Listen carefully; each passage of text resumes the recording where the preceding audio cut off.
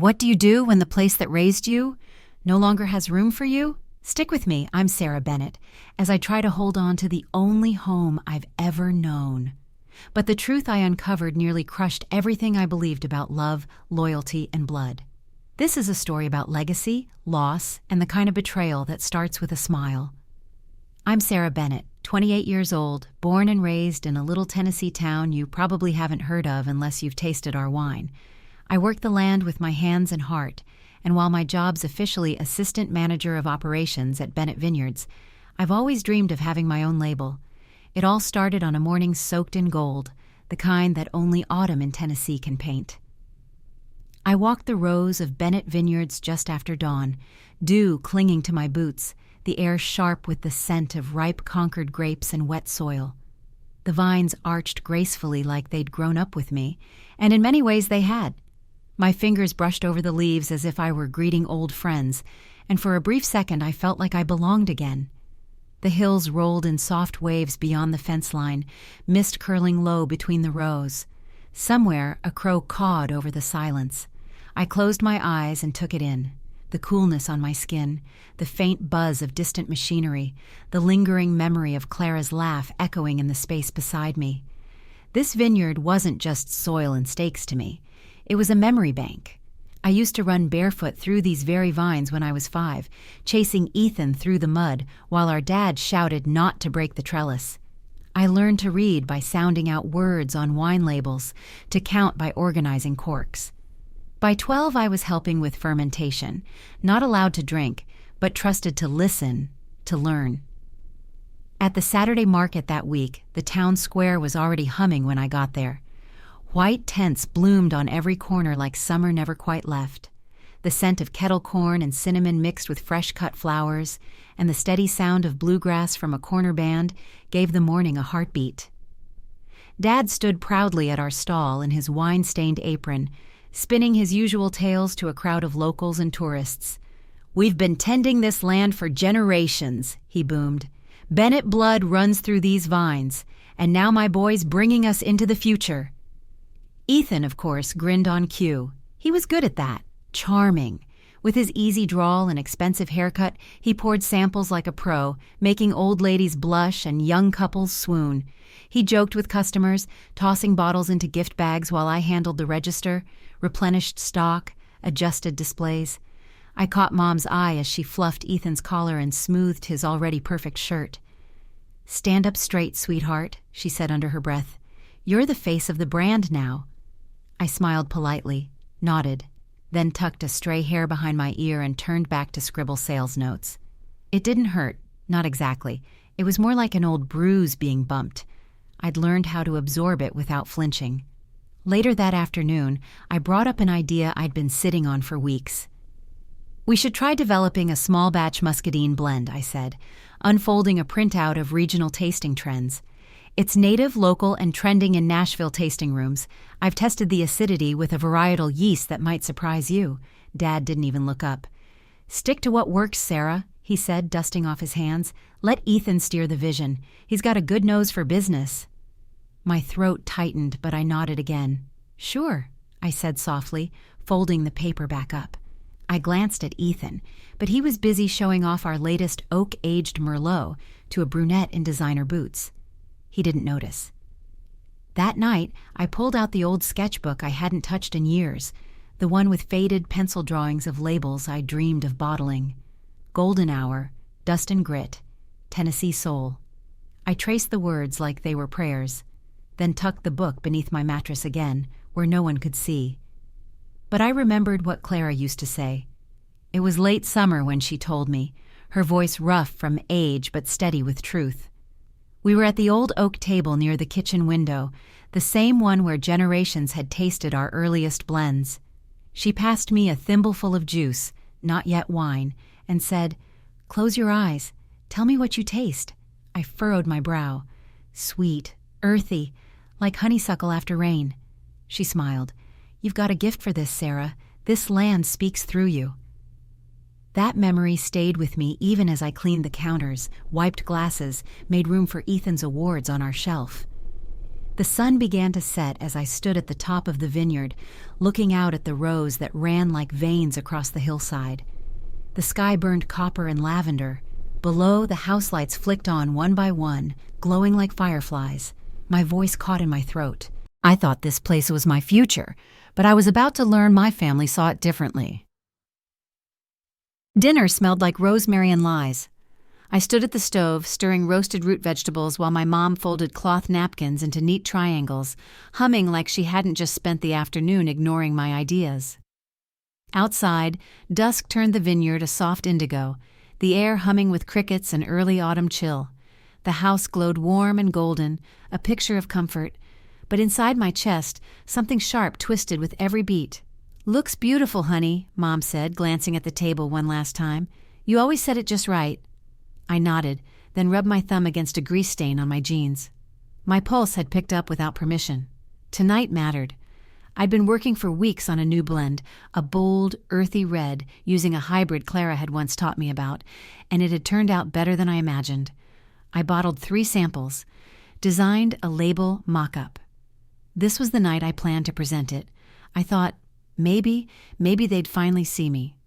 By the time we all sat down, Dad at the head, Ethan across from me, Mom fluttering between serving dishes, my fingers had gone cold. I kept them wrapped around my water glass, grounding myself with the condensation. Dinner began like usual, chatter, laughter. Ethan talking about a podcast he loved, Mom asking about the next wine expo. Dad swirled his Merlot and gave a mini speech about tannins. Then, like someone dimming the lights before a stage show, the room shifted.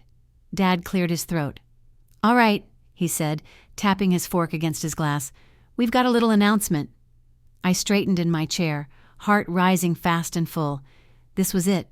They'd tasted my blend already, hadn't they? Maybe they were proud.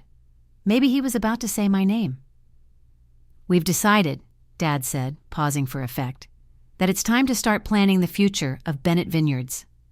I smiled. "Which is why," he continued, raising his glass toward Ethan, "we're officially naming Ethan as the next head of operations. He's got the business mind, the charisma, the drive. He'll carry our legacy into the next generation."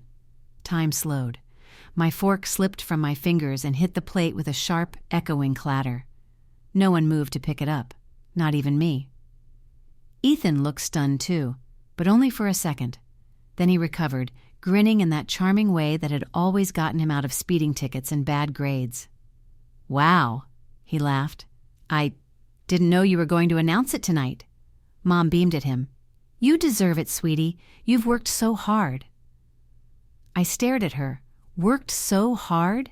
I woke at 5 every morning to check the irrigation schedule. I balanced the books when Dad forgot. I blended new wines in secret because no one ever wanted to try anything that didn't come with Ethan's stamp of approval. My voice came out low and shaking. "You're serious?" They all turned toward me like I was the unexpected variable, the glitch in their perfect little moment. Dad's face hardened slightly. "Sarah, you've always been so steady. You're great with the day-to-day, but Ethan sees the big picture." I opened my mouth, closed it, swallowed. "I've worked here my whole life," I finally managed. "I know every vine, every rootstock. I've built new blends. Why not me?" A beat of silence. Then Dad said it. "Because it's a man's world out there. Ethan's better suited to lead." I stopped breathing. Mom added gently, too gently, "You're amazing, sweetheart. But some things, they just fit better." That was the moment the ground cracked. Not loudly, not all at once, but enough that I felt something inside me begin to slide, like gravel beneath my boots after a heavy rain. Later that night, I sat in the corner of my childhood bedroom, knees pulled to my chest, the sample bottle still untouched beside me.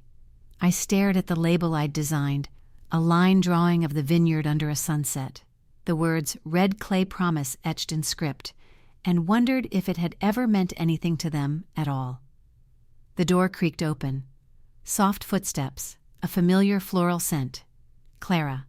She didn't say anything at first, just sat beside me on the floor with a sigh and a slow groan of her old knees. "I heard," she said softly, placing a hand over mine. "I shouldn't be surprised," I whispered, "but I really thought Maybe this time. She reached into her sweater pocket and pulled out a weathered leather journal. Its edges were curled, pages stuffed with notes in delicate handwriting and grape-stained corners. I recognized it instantly. Her original winemaking journal, the one she never let anyone touch. She handed it to me. "Your heart's in this land," she said. "It always has been. But if you want your place here, you'll have to fight for it." I turned the first page, my fingers trembling. Inside was a sketch of grape clusters, and beneath it, in her looping script, "Legacy isn't something they give you. It's something you earn when no one's watching." I couldn't sleep that night. I lay awake listening to the creak of old floorboards, the rustle of trees outside, and the ghost of my younger self begging for just a sliver of recognition, of space, of belief. They saw Ethan as the future, but I was the one who knew the soil by heart, who'd spent years listening to what the grapes needed, who'd poured her soul into a dream she was never invited to claim, and now I had Clara's words, her blessing. The journal lay on my chest as I stared up at the ceiling, my jaw tight with something I finally recognized. Not sadness, not disappointment, resolve. They thought I wasn't enough, but I'd show them I was more than they could imagine. I wasn't walking away from the vineyard. I was about to walk into my own story. The air was still when I left, like even the wind didn't know what to say. It was just past dawn. A soft lavender hue clung to the horizon, where night hadn't yet given up. I closed the creaky tailgate of my pickup, the sound slicing through the silence like a final sentence. Everything I owned fit in the back: 2 suitcases, a crate of wine journals, Clara's notebook tucked between them, and a single mason jar of soil I'd scooped from the vineyard the night before. I paused before the driver's side door, my boots crunching in the gravel. The house stood behind me, warm light just starting to flicker in the kitchen window. I half expected to hear my mother's voice telling me breakfast was ready, or Dad stepping onto the porch to check the weather like always. But no one came out. No one tried to stop me, except Clara. She met me at the edge of the gravel lot, bundled in her navy cardigan, her silver hair pulled back in a neat twist. The early light kissed her cheeks pink, and her eyes glistened as she pulled me into a hug so tight I could barely breathe. "Make your own legacy, my girl," she whispered. "Don't wait for anyone to hand it to you." I didn't trust my voice. I just nodded, pressing my forehead to hers for a second longer, trying to memorize the exact feel of her embrace. When I pulled away, she slipped something into my coat pocket. I didn't look at it then. I knew if I did, I might not leave. From the porch, Dad watched with his arms crossed over his chest, expression unreadable.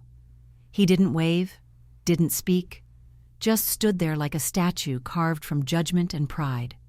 Mom stepped outside, her hand shielding her eyes from the morning glare. "You're making a mistake, Sarah," she called out, voice flat like a warning bell.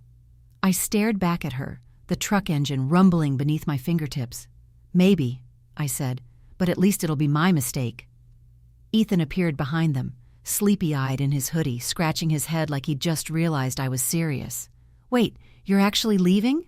I gave him a long look. "Good luck with the vineyard."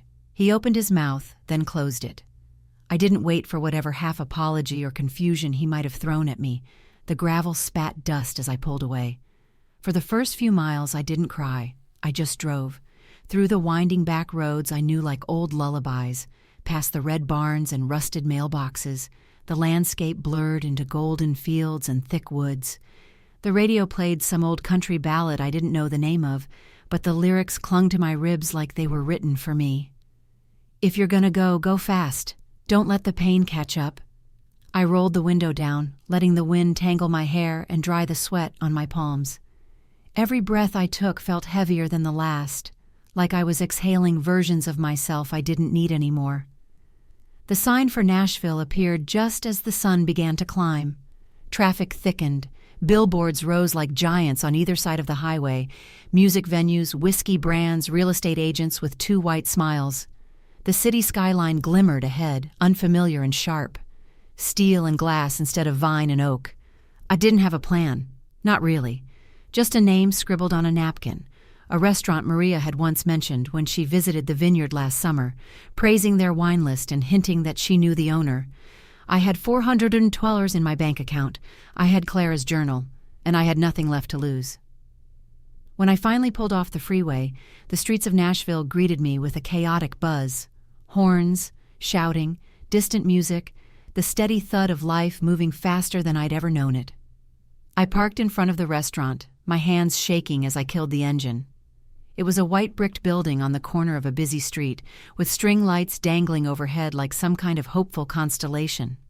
The front window read, "Harvest and Hearth, Farm to Table, Wine by the Soul." A handwritten sign in the corner caught my eye. "Help wanted, part-time server, no experience needed." My breath caught. It felt like someone had left it there just for me. I stepped inside, boots squeaking slightly on the polished wood floor. The air was warm and carried the scent of rosemary, baked figs, and something buttery and slow-roasted. Laughter spilled from the kitchen, jazz hummed low through the speakers. Behind the bar, a woman with dark curls tied in a high knot and bold lipstick wiped down wine glasses with a speed that said she didn't have time for nonsense. She looked up when the door chimed. "You here for the job?" she asked before I could speak. Yes, I am," I replied, voice more timid than I wanted. She eyed me up and down, the boots, the wind-blown hair, the nervous grip I had on my coat hem. "Name?" "Sarah Bennett." Something flickered in her expression. "Bennett Vineyards?" My mouth opened slightly. "You've heard of us?" She smirked. Honey, I've drunk more of your Merlot than I'd like to admit. That was how I met Maria Harper, the woman who would change everything." She tossed me an apron. "You start tomorrow. Don't spill anything. And never recommend Pinot with barbecue." My laugh escaped before I could stop it. That night, I unpacked in a studio apartment above a mechanic's shop. All exposed brick and thin walls and the smell of motor oil leaking through the floorboards. I placed Clara's journal on the windowsill, right next to the mason jar of vineyard soil. My bed was an air mattress. The fridge held a single yogurt and a bottle of water. But when I lay down, I didn't feel hollow. I felt something I hadn't in weeks. Possibility. Outside, the city pulsed with neon and noise. Inside, I pulled the slip Clara had given me from my pocket. It was a recipe for a muscadine blend. Scrawled in her faded cursive were the words, "Tennessee's soul runs deeper than its roots. Trust the grapes no one else does." I closed my eyes, letting her voice echo one last time before sleep took me. Nashville wasn't home yet, but it was where I'd find my voice. And maybe, just maybe, my future. The first time I held a wine glass at Harvest and Hearth, my hands were shaking. Not from nerves, though I had plenty, but from the sting of soap in the tiny cut on my palm, a leftover reminder from a broken cork the night before. The stem of the glass felt fragile in my fingers, like one wrong breath would shatter it. But Maria was watching, arms crossed, one eyebrow raised. "Hold it like it's part of you," she said. "Not like it's a bomb." I adjusted my grip. "There, now pour." It had been 3 weeks since I'd started, 3 weeks of burned fingers, aching arches, and more wine spills than I cared to count. But somehow, I kept showing up. Not just because I needed the job, but because I wanted to be there. Even when I was cleaning tables past midnight or folding napkins while my fingertips bled from paper cuts. There was something electric about the place, the way conversations danced between tables, the way the wine whispered stories if you paid close enough attention. I'd never seen food plated like that, roasted duck on stoneware, garnished with edible flowers and drizzled with reductions I couldn't pronounce. And the customers, Nashville's elite, musicians, politicians, entrepreneurs, all swirling their glasses like they owned the air. Maria ruled the room like she'd built it with her bare hands. She had this calm fire about her, not loud, but undeniable. She could silence a chaotic kitchen with a glance or charm a critic with 2 words. But more than anything, she noticed things. One night, as I was clearing glasses from a 2-top near the bar, she caught me pausing beside an empty bottle of Viognier. "You're staring like it insulted you," she said, sidling up beside me. I shook my head, flushing. "No, it's just, I didn't expect apricot to hit that hard at the end, almost like it circled back." She tilted her head. "You picked that up?" I hesitated. Is that not normal? Her lips curved. For someone pouring water all night? No, it's not normal. It's special. The next day, she invited me to sit in on a wine tasting. I showed up 30 minutes early. The tasting room was tucked in the back. Cool, dim, with long wooden counters and walls lined with bottles from all over the world. Maria laid out 4 glasses, each filled with just enough to coat the bottom. She watched as I sniffed, swirled, sipped. "Tell me what you taste," she said. I closed my eyes. Citrus peel? Hay, maybe white pepper? She didn't say anything right away, just nodded, slowly, then added, "Most people just say fruity and move on. You dig deeper." After that, she started including me in more tastings. Let me shadow the sommeliers who frequented the restaurant. Let me ask questions, even the stupid ones. "You've got instincts," she told me once, handing me a book about Rhone varietals. "You just need confidence." That meant more than she probably realized, because outside of work, my life was anything but glamorous. My apartment smelled perpetually of car oil and cigarette smoke. The mattress sagged. The heater only worked if I smacked it hard enough. Most nights, dinner was peanut butter on toast and cheap wine I brought home from tastings. Rent chewed up most of my paycheck, and the rest vanished into bus fares and secondhand boots. But I was learning. Every night, I scribbled notes in Clara's journal, flavor pairings, wine terms, sketches of labels that danced in my mind during slow shifts. The pages filled up faster than I expected. Some nights, when the city went quiet, I'd press my hand to the mason jar of Vineyards soil on my windowsill and whisper, "I'm still here." One night, after a particularly brutal Friday dinner rush, Maria invited me to stay for a staff tasting. She poured a dark ruby wine into my glass, watching me with that same unreadable expression. I sipped. "Muscadine?" She raised an eyebrow. "How'd you know?" "It's got that foxiness, earthy sweet, like ripe plums and damp leaves." Maria leaned back in her chair, arms folded. "You ever thought about making your own?" I looked at her. "My family owns a vineyard, but they don't think I'm cut out for it." Maria didn't blink. "Screw that. Let me tell you something about this industry. It's full of old men who think wine only matters if it costs $300 and comes from France. But real wine, the kind that speaks, that comes from grit, from guts, from someone who's been ignored and still dares to create." Her words hit like thunder in my chest. Later that night, walking home beneath the glow of flickering neon signs and rustling tree branches, I passed a local wine shop with a poster in the window. Nashville Artisan Wine Fair, local grapes welcome. Next month, I stopped in my tracks. Local grapes. That meant muscadine. That meant Tennessee. That meant maybe I didn't need their approval to begin. I stood there for a long time, the air turning crisp around me, the flyer rippling gently behind the glass like it had been waiting. My phone buzzed. A text from Clara. "They'll never expect it. That's how you surprise them. Make something they don't see coming." I smiled, my breath fogging the glass. She was right. I didn't need a legacy. I needed a voice. And that voice, it was starting to taste a lot like home. Some people learn through textbooks.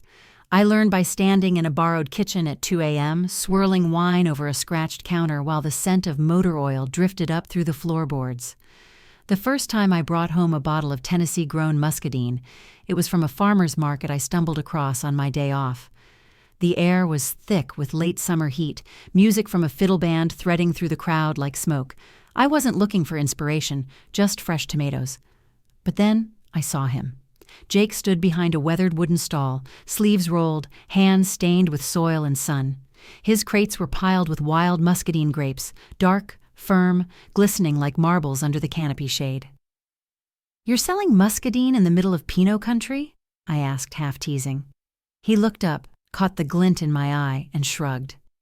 "Some of us like a little southern soul in our wine." I blinked. "You make wine from these?" "Not yet. Just juice and jam for now, but I've been experimenting." I reached for a grape, held it to the light. "Mind if I taste?" He grinned. "Only if you tell me what you taste." I popped it in my mouth, tart, bold, earthy, like biting into childhood. "That," I said slowly, "tastes like Tennessee after a storm." Jake's eyes softened. "Then maybe you're the person I've been waiting for." We exchanged numbers. That night, he dropped off a few pounds of grapes at my door, along with a wink and a challenge. Let's see what you can do. So I started small. My studio kitchen turned into a science lab. I sterilized mason jars, borrowed airlocks from a friend of Maria's, scribbled formulas across napkins. My closet became a fermentation chamber. Some batches exploded, others turned sour. But a few, just a few, started to sing. I'd swirl them slowly, sniff, sip, adjust. Tannin levels, acidity, yeast strains. I experimented with blends, used local honey for sweetness, balanced the funk of the muscadine with a whisper of blackberry. Each night I'd jot notes in Clara's journal, hands sticky with juice, her old handwriting a compass in the storm. Fruit forward, slight foxiness, finish still rough. Try oak chips next round. I could feel her there sometimes, watching over my shoulder, reminding me that risk was part of the process. That greatness didn't grow in safety. At Harvest and Hearth, Maria caught on fast. "You look like you've been up all night," she said one morning, pouring coffee into my mug as I blinked under the fluorescent kitchen lights. "I have," I murmured. "Muscadine batch number 4. I think I'm finally getting close." She leaned in, her voice low. "You figure it out, you let me know. I've got a spot on the list waiting for a house red with grit." Her belief in me, casual but constant, became a thread I held onto on the hard days. The ones where customers asked for something less country when I suggested a bold local blend. Or when mail suppliers looked past me to speak directly to the dishwasher about deliveries I had scheduled. "You got a man helping you with all this?" one of them asked once, eyeing my shipment list. I smiled politely. "No, just me. And a feral yeast colony." He blinked, confused. I didn't explain. Instead, I doubled down. I started sketching bottle designs on scraps between shifts, names like Back 40, Red Dust Reserve, and the one that felt most like me, Tennessee Soul.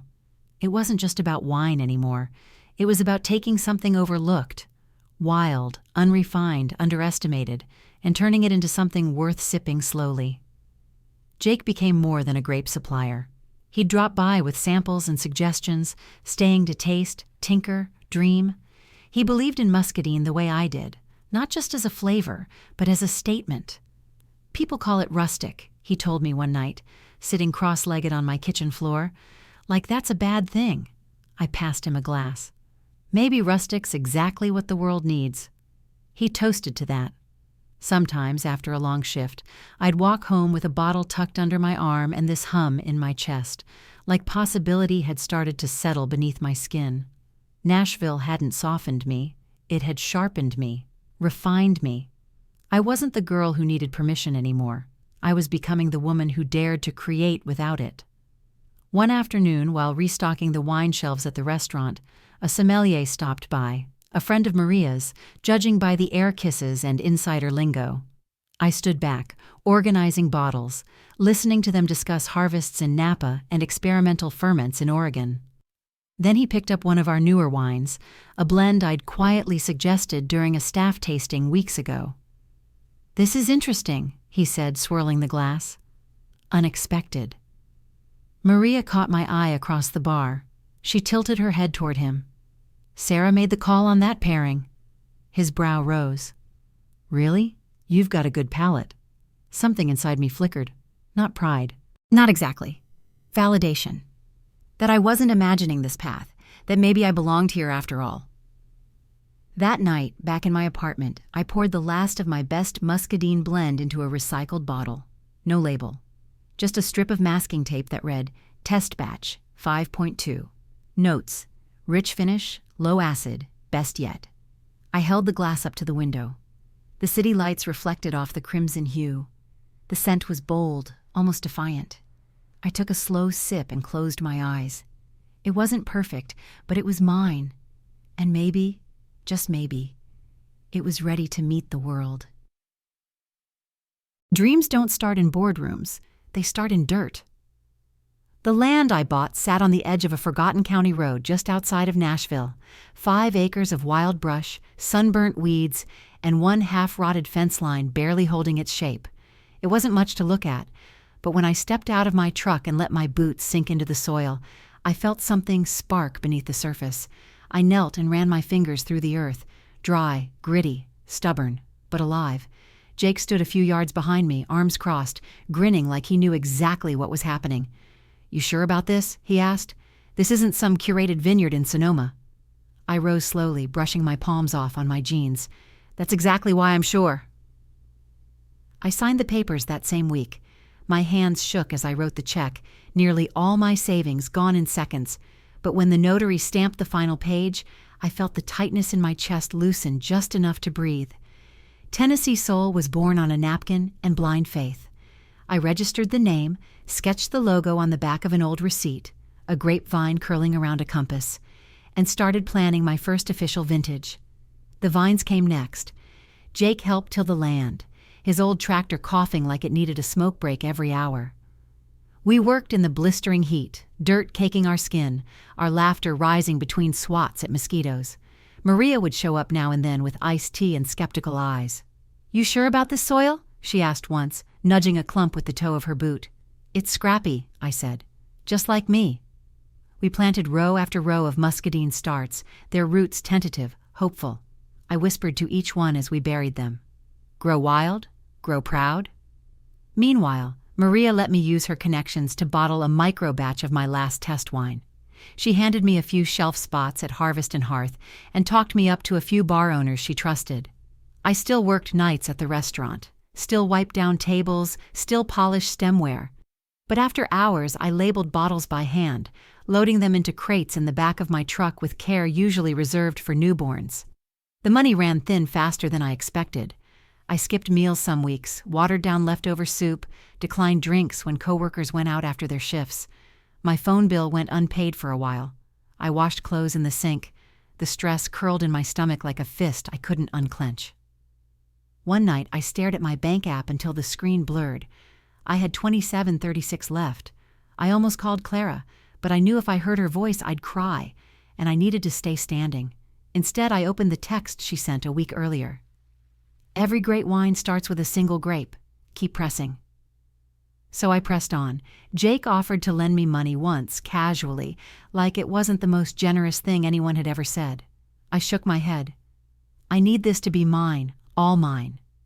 He didn't push. A month later, something shifted. A local bar off Broadway, gritty, loud, not the type to serve wine in stemmed glasses, agreed to carry Tennessee Soul. Maria called me the second she heard. "You got your first shelf," she said. "Now pour like hell." I stood in the middle of my empty vineyard, phone pressed to my ear, wind tangling my hair, and let the news sink in. My wine, my strange, bold, backyard-grown wine, was going to be out there. I drove straight to the bar that night. It was loud and humid, sticky with sweat and spilled beer. But there it was, one bottle of Tennessee Soul, wild red tucked between a cheap Shiraz and a bottle of Jack. A man in a trucker hat ordered a glass without blinking.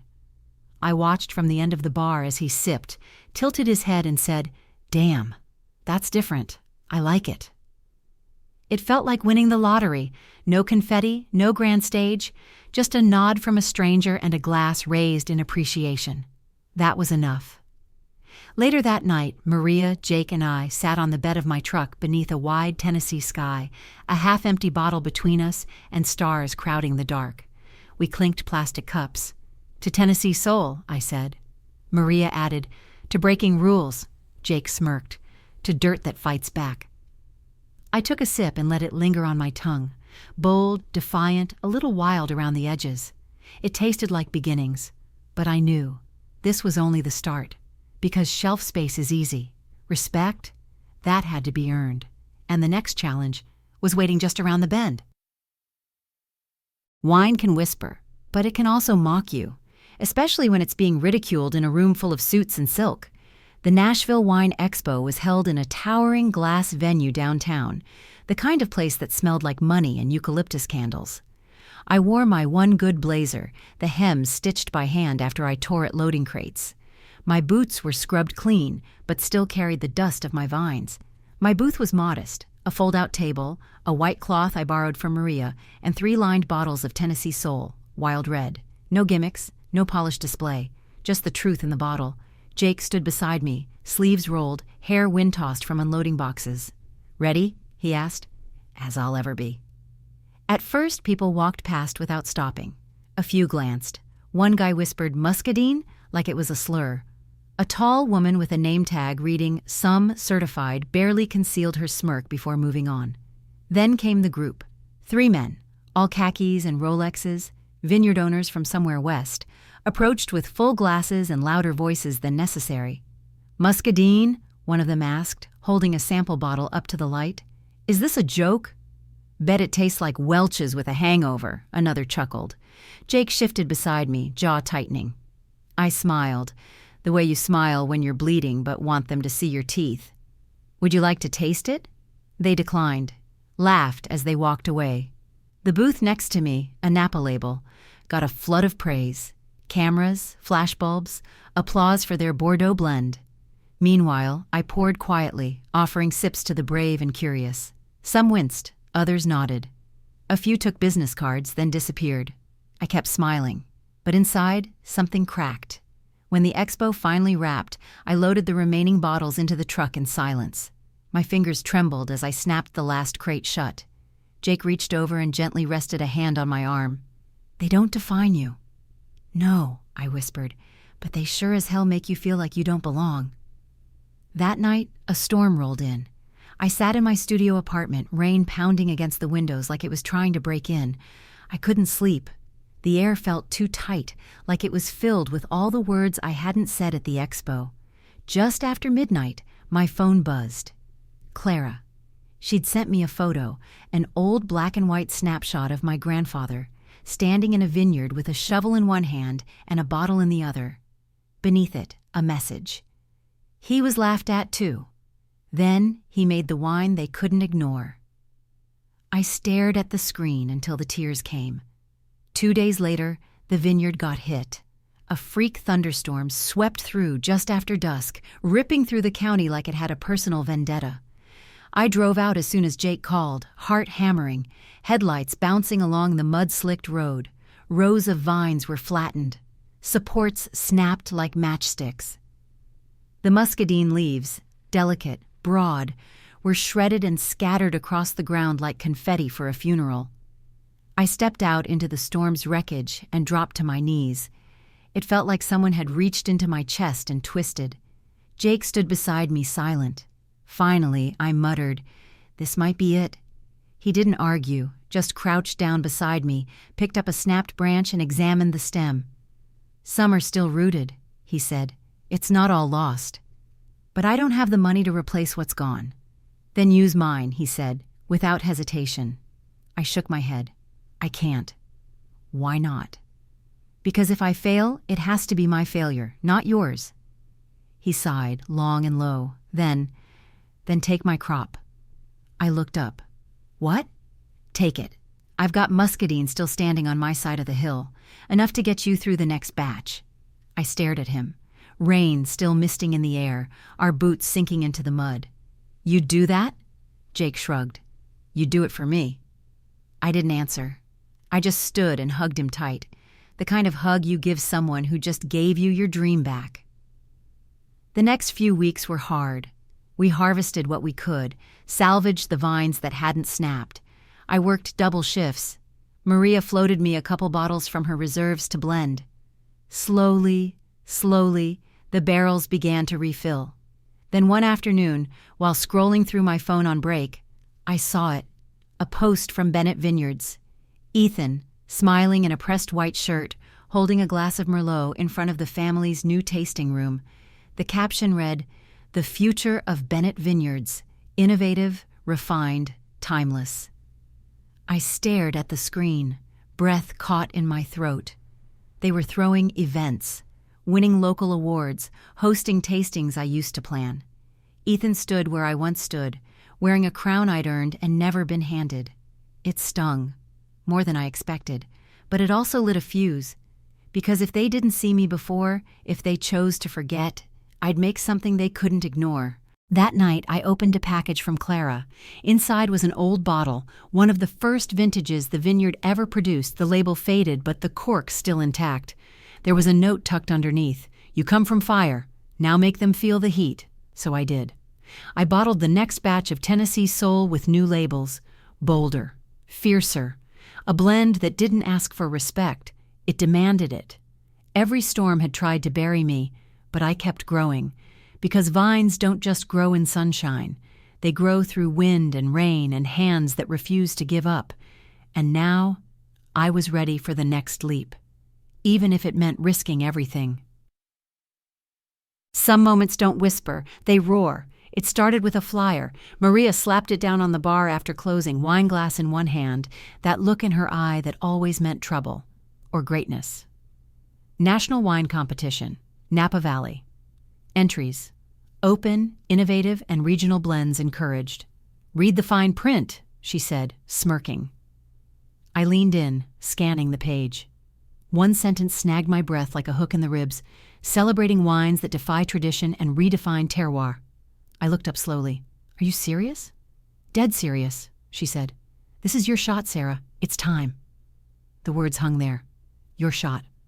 For a full 5 seconds, I said nothing. My pulse had started racing, and not in the good way.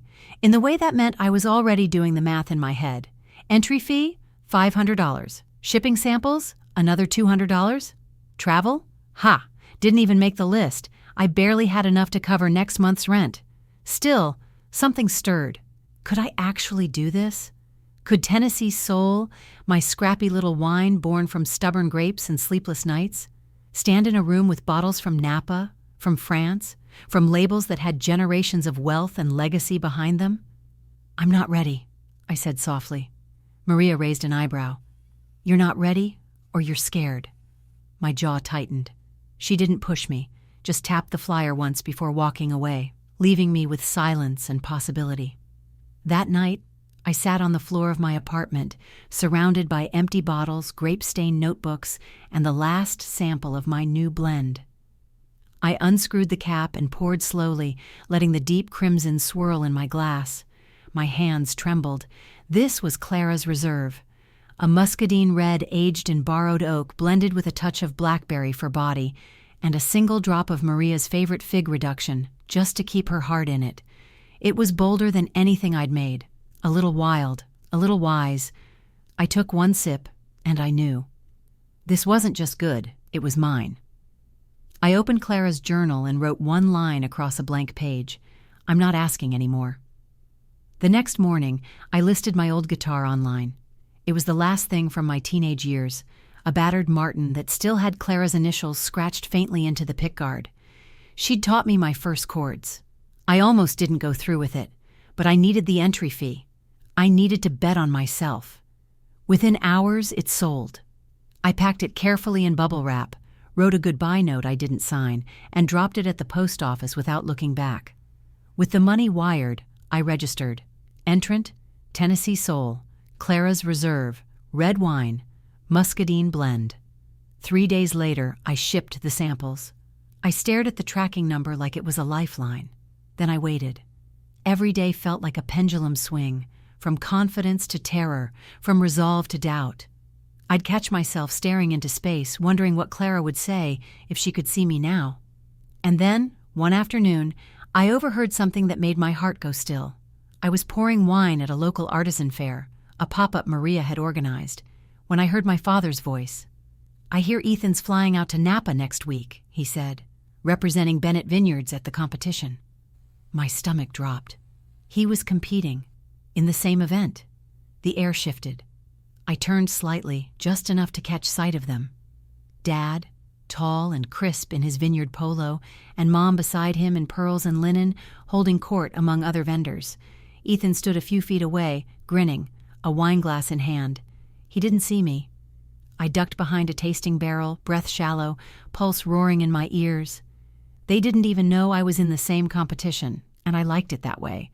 Because if this was going to be a reckoning, if I was going to show them who I really was, I wanted it to be on my terms. No warnings, no apologies. That night, I packed my suitcase on the same floor where I'd once slept, beside fermenting jars and unpaid bills. 3 outfits, 1 pair of worn heels, Clara's scarf folded neatly between my clothes. Maria covered the rest of the flight with her travel points. "You'll owe me a bottle when you win," she joked. but her eyes were fierce with belief. Jake drove me to the airport at dawn. We didn't talk much. As he pulled up to the curb, he reached over and tucked a small cork into my hand.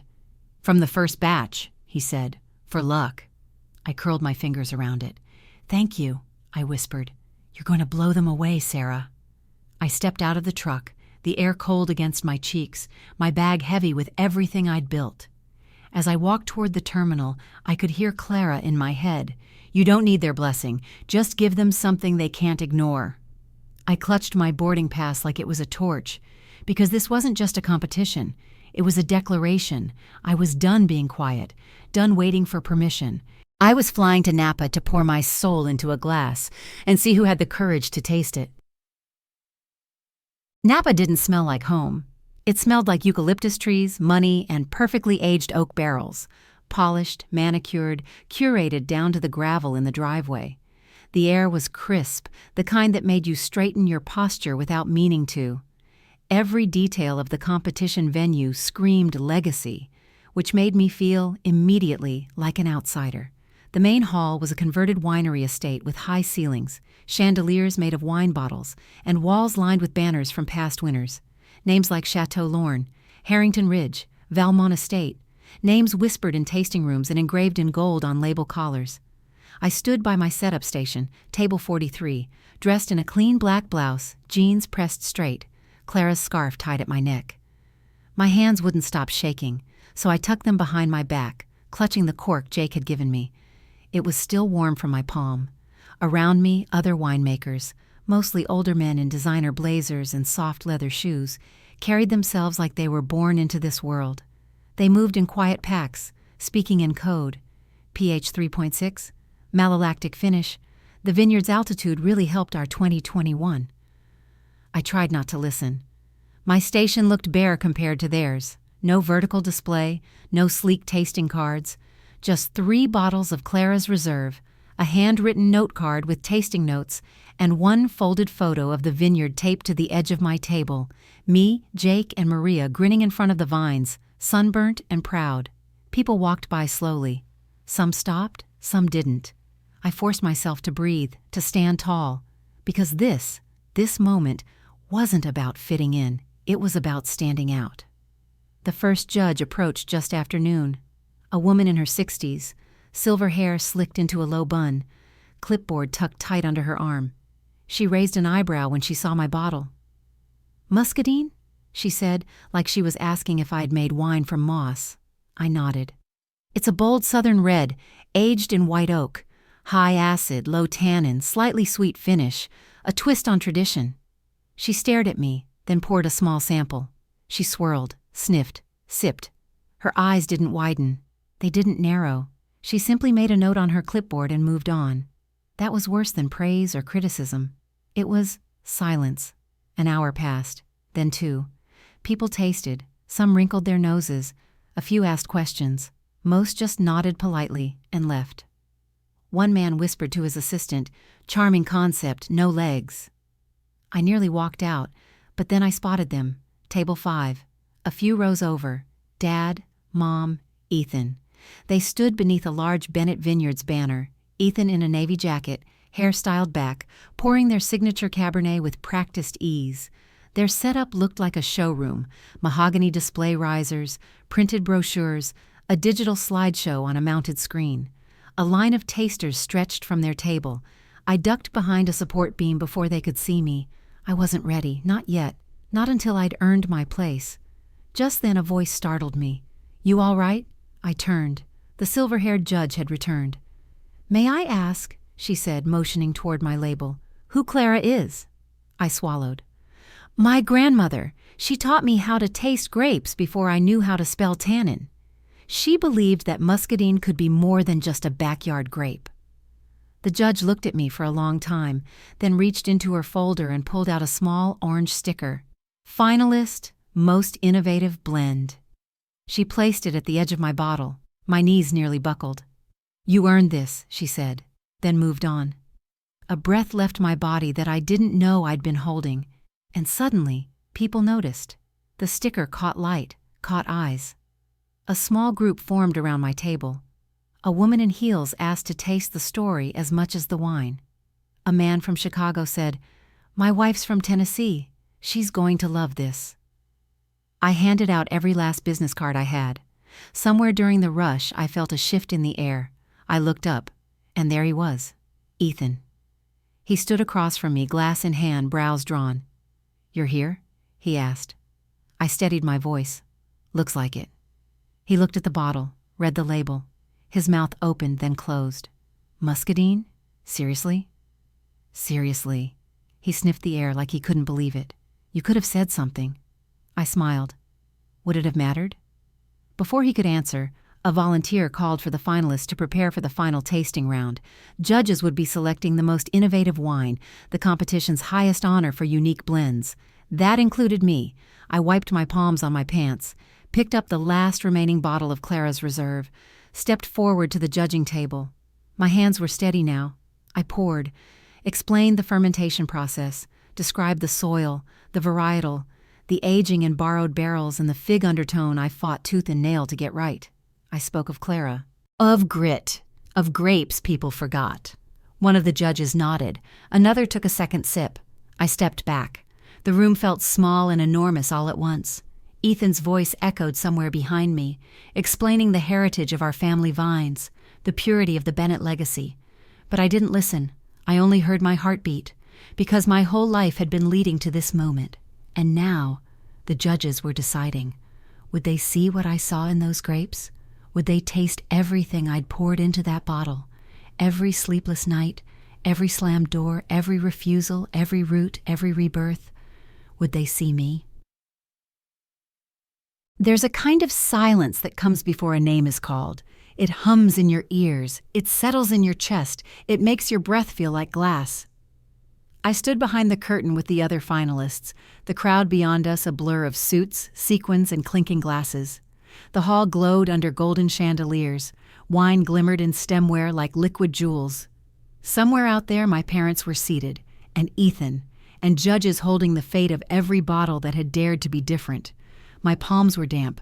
I reached into my pocket and clutched the cork Jake had given me, grounding myself in its worn texture. A man in a tailored gray suit stepped onto the stage and approached the mic. "And now," he said, his voice rich and rehearsed, "the award for most innovative wine, honoring the creator who dared to reimagine what a glass of wine can be." I stared straight ahead. He continued, pausing just enough to let tension simmer. "This year's winner stood out not just for bold flavor, but for the story behind the bottle, for transforming a grape often dismissed and turning it into something unforgettable." I didn't breathe. He unfolded the card slowly. "The award goes to..." The pause was unbearable. "Tennessee Soul, Clara's Reserve by Sarah Bennett." The room exploded. Applause thundered, glasses raised, spotlights swept the stage, and in that moment, every breath I'd ever held broke free. I stepped out to a standing ovation. It was like walking through water, sound muted, lights sharp, faces a blur of astonishment. But the one face I saw clearly was Ethan's. His mouth was parted slightly, his eyes wide. Next to him, Dad looked like someone had pulled the floor out from under him. Mom's hands were clasped in her lap, knuckles white. I reached the podium and took the crystal award in both hands. It was heavier than I expected, cool and smooth, like certainty itself. The judge handed me a microphone. "Would you like to say a few words?" I nodded, pulse roaring in my ears. I looked out over the crowd, exhaled slowly, and spoke. "My name is Sarah Bennett. I grew up on a vineyard in Tennessee, a place where tradition ran deep, but innovation didn't always have a seat at the table." Scattered murmurs, heads turned toward my family. I was told more than once that muscadine grapes weren't meant for serious wine, that I wasn't what a winemaker looks like. That legacy belonged to someone else. I paused. But wine isn't about legacy. It's about heart, about roots, about the people who pour themselves into something no one else believes in and still make it beautiful. I looked down at the award in my hand. "This wine is for Clara, my grandmother, who taught me how to listen to the land. It's for every overlooked grape, every woman told she needed permission, and every dream that started not in a boardroom, but in the dirt." Applause swelled again, this time with thunderous sincerity. I stepped back from the mic, heart pounding, tears threatening. As I left the stage, a woman from a publishing house grabbed my arm, gushing about wanting to tell my story. A chef from Austin handed me his card. A sommelier whispered, "Yours was the only wine that felt like a place." Then Ethan appeared. He didn't say anything right away, just stood there, face open and vulnerable for the first time in years. Then slowly, he stepped forward and took the mic from the judge. "I wasn't planning to say anything," he began, voice tight, "but I need to." The crowd hushed. "My name's Ethan Bennett. You've heard my family's name already tonight. But what you haven't heard is the truth." My chest clenched. "She was always the heir," he said, gesturing toward me. "She walked the rows before I ever knew what a vineyard even was. She knew every barrel, every fermentation curve, every vintage before I could tell Syrah from Cabernet." A ripple moved through the crowd. I was the one given the title, but Sarah's the one who earned it. She's the soul of our legacy, and I'm proud to say that finally. I blinked, stunned. Ethan stepped down. For the first time in our lives, he didn't try to outshine me. He stood behind me, where he knew I belonged. When I turned back toward the audience, Dad and Mom were still in their seats, but their eyes had changed. My father's face was pale, unreadable. Mom looked as if she'd just realized something she wasn't ready to admit. Let them sit with it. This win wasn't for them. Backstage, Maria pulled me into the fiercest hug I've ever had. "I told you," she whispered, voice thick. "You shook the ground, girl." Jake joined us a second later, laughing, holding up a bottle of Clara's Reserve he'd stolen from the tasting room. "To the rebel queen of Muscadine," he shouted, popping the cork. We toasted with paper cups, wine splashing over the sides as we clinked. Later, when the crowd thinned and the lights dimmed, I stood alone on the back balcony of the venue. The Napa hills rolled out under the stars, rows of vines sleeping in moonlight. I held the award to my chest and let the silence settle. I didn't need their approval anymore. I didn't need their blessing, because I'd built my own legacy, and now the world knew my name. But I wasn't done yet, not by a long shot, because the real victory wasn't in a trophy. It was in what came next. Success doesn't feel like fireworks. It feels like soil under your nails again. The plane touched down in Tennessee under a bruised sunset, clouds curling like tired sighs across the sky. I hadn't slept. The trophy was wrapped in a scarf and stuffed into my carry-on, but I hadn't let it out of my sight. I wasn't going home, because home, the kind I'd been looking for, didn't exist in a house or even a family name anymore. It was something I had to build, from the ground up. I returned to the vineyard I'd started, the 5 wild acres Jake and I had coaxed into rows of stubborn, singing vines, and I got to work. Not for the awards, not for press, but for the people like me, the ones who'd been told no, who were too young, too female, too unpolished, the ones who loved the land but didn't know where to start, the ones Clara would have taken in, fed sweet tea and stories, and sent back into the dirt with permission to dream. The co-op started small. A single barn we converted with scrap wood and elbow grease. Jake called in a few local farmers, ones who grew fruit but never thought it could turn into something worth bottling. I taught them what Clara taught me, what I'd learned in the dark with my hands stained purple and my heart cracked wide open. Maria helped fund the tasting room, warm wood interiors, chalkboard menus, a big front porch with creaking chairs and wildflower barrels. She gave a speech at our opening that made 3 local politicians cry. We called it Tennessee Soul Co-op Winery. No frills, just heart. And every Friday, we opened the doors to neighbors, tourists, skeptics, and dreamers. They tasted blackberry blends, muscadine whites, peach ferments. Some asked questions. Others just sipped and smiled and bought bottles like they'd known us forever.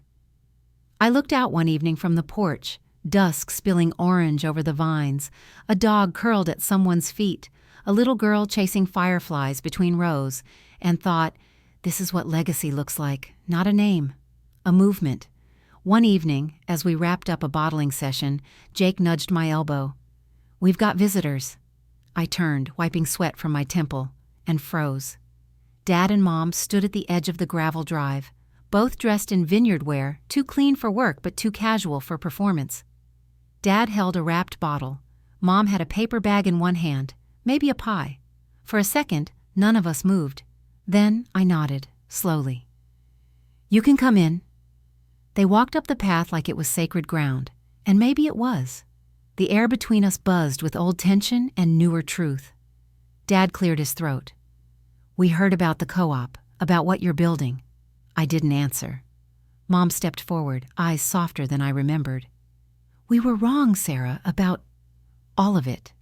Dad added more stiffly, "Ethan told us everything, about the award, the speech, what you've made here." I folded my arms. "So you came to apologize?" He blinked. "No, well, yes, but also to ask," I held up a hand. "If you're here to offer me a job at Bennett Vineyards, don't." They exchanged a glance. "I've built my vineyard," I said. "I'm not going back." Dad looked down. "I understand." "But," I continued softer now, "I'd be open to starting something new, as equals." Mom's eyes filled. She stepped forward and took my hands. We'd be honored. We didn't hug, not yet, but something shifted. A bridge maybe, finally beginning to rebuild. A few weeks later, we hosted our first Women in Wine event at the co-op. Maria spoke. So did Aunt Ellen, who brought handmade jams and told the audience, "You'd be shocked how many women know wine better than any man in a blazer." The barn was packed, and somewhere in the middle of it all, Tom Bennett, my father, stood silently in the back, watching as his daughter led a workshop on muscadine fermentation to a crowd of women farmers and first-time vintners. A few leaned in, scribbling notes as I spoke. Others just listened, wide-eyed. I caught his gaze once. He nodded, not in pride, in respect. Later that night, Clara arrived. She wore a scarf with the Tennessee Soul logo stitched at the hem. She sat on the porch and sipped from a chilled bottle of our new sparkling peach wine. "You made a family out of strangers," she said. "That's harder than making wine." I sat beside her, resting my head on her shoulder. "I just followed your journal." She chuckled. "You didn't follow it. You rewrote it." She squeezed my hand. "You made our name mean something." The sky darkened. Fireflies blinked in the tall grass. Laughter floated from the barn. The co-op buzzed with warmth. This wasn't the legacy I was born into. It was the one I chose to create, because there was someone I hadn't spoken to since Napa, someone who once stood in my way, and then stood up for me. And it was time to find out what remained between us. The cafe smelled like fresh ground coffee and cinnamon toast, the kind of warm scent that makes time slow down. I sat at a corner table by the window, watching people drift in and out, scarves tugged tight around their necks, shoulders hunched against the early fall breeze. My fingers tapped lightly against the ceramic mug in front of me, half full and cooling fast. Then I saw him. Ethan walked in like someone unsure if they were allowed to belong somewhere. Cautious, coat unzipped, hair windblown. He spotted me instantly and gave a small wave, then slid into the seat across from mine. "Hey," he said, voice just a notch above the cafe hum. "Hey." Silence fell between us. Not hostile, just honest. Like neither of us wanted to rush the moment. He glanced at my cup. "Still drink it black?" I nodded. "You still take 2 sugars and half a guilt complex?" He laughed, surprised. "You haven't changed." "No," I said, "but I've grown." He nodded, chewing on that sentence like it had flavor.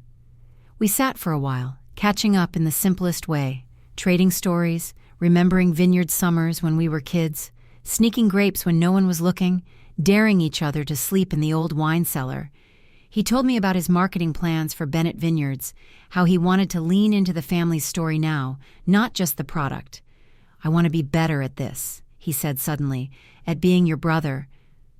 I looked at him, really looked at him. The boy who once took everything I earned without realizing it. The man who finally gave it back, in front of the world.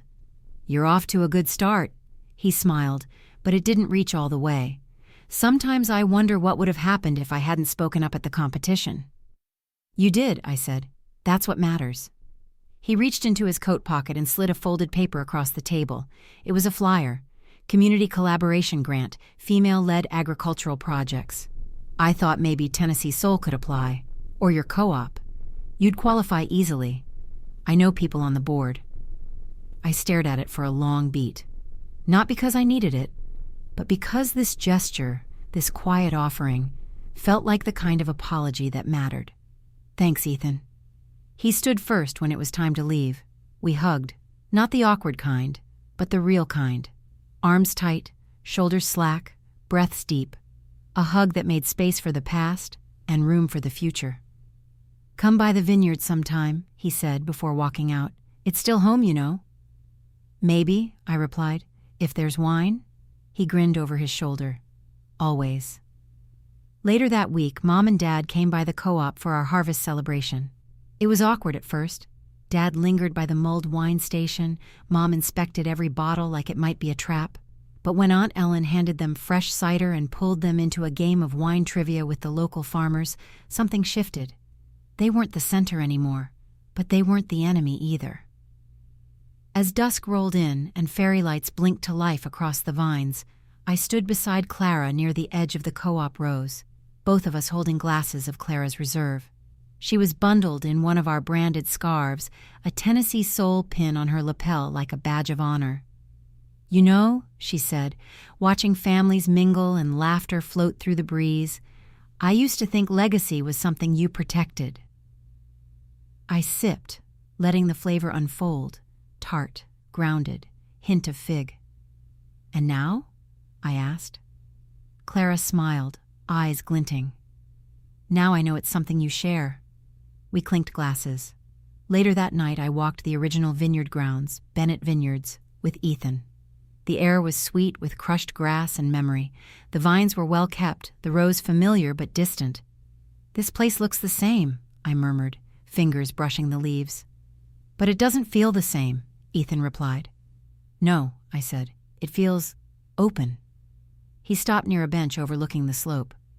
Dad asked me if I wanted to take over the main house someday. I raised an eyebrow. Do you? He shrugged. Maybe. But only if we turn the north lot into a muscadine plot. I laughed loud and surprised. Full circle. More like full spiral, he said, rising upward. I stayed for a little while longer, then returned to my side of the hill. The co-op had become a heartbeat in our town, not just a place to drink, but a place to belong. We hosted workshops, invited school kids to stomp grapes, brought in local musicians to play on the porch while the sun dipped below the vines. Our wines landed on Nashville shelves. People began requesting them by name. And I began to see my story on every label, not just in the ink, but in the hands that held them. Because what I'd built wasn't just a brand. It was a belief that being underestimated could be a gift. That starting small didn't mean staying small. That the